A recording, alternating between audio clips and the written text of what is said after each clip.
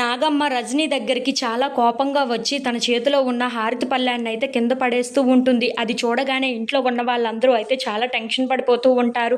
ఇంతలో అక్కడ ఉన్న నాగమ్మ మాత్రం ఏంటి నీకు పసుపు కుంకుమలు పోయిన ఇన్ని సంవత్సరాల తర్వాత పట్టుబట్టల మీద మోజు కలిగిందా ఏంటా? ఇప్పుడు చూడు నా చీరను కట్టుకొని ఇన్ని నగలు వేసుకొని ఎలా గంగిరెద్దులాగా ఉన్నావో నీకు అర్థమవుతుందా? పసుపు కుంకాలు పోయిన తర్వాత నీకు ఇవన్నీ అవసరమా అని చెప్పేసి అయితే అడుగుతూ ఉంటుంది. ఆ మాటలు వినగానే అక్కడ ఉన్న రజనీ అయితే ఏమీ మాట్లాడకుండా చాలా భయపడిపోతూ నాగమ్మ వైపు అలా చూస్తూ ఉండిపోతుంది. మర్యాదగా ఇవన్నీ తీస్తావా లేదా, లేదంటే నన్ను ఏమైనా చెయ్యమంటావా అని చెప్పేసి అయితే గట్టిగా గసురుతూ ఉంటుంది. అది వినగానే అక్కడ ఉన్న రజనీకి ఏం మాట్లాడాలో తెలియక అలా మౌనంగా చూస్తూ ఉండిపోతుంది.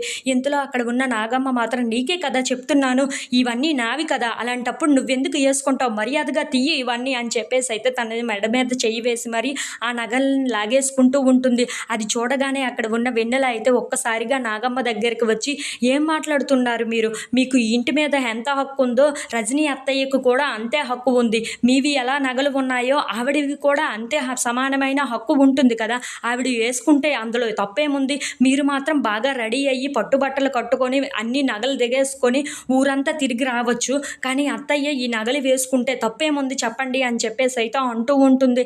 ఆ మాటలు వినగానే అక్కడ ఉన్న నాగమ్మ అయితే ఒక్కసారిగా షాక్ అయిపోతూ ఉంటుంది.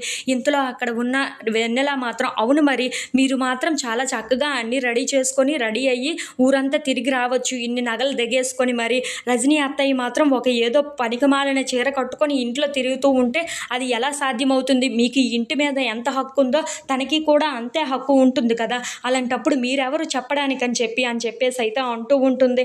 ఆ మాటలు వినగానే అక్కడ ఉన్న నాగమ్మ అయితే ఒక్కసారిగా షాక్ అయిపోయి ఏంటి నాకే ఎదురు చెప్తున్నావు అని చెప్పేసి అయితే అడుగుతూ ఉంటుంది.